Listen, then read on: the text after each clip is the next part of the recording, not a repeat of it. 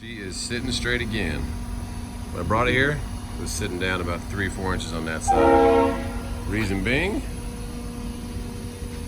leaf springs.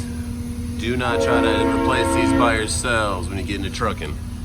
They will seize, need welding to get redone, all kinds of stuff. So my driver's side, which there's the new one right there, had cracked off on the back. I noticed it when I was trying to grease them, and it would make a hard clank clank left and right as you were taking a low turn. So leaf springs.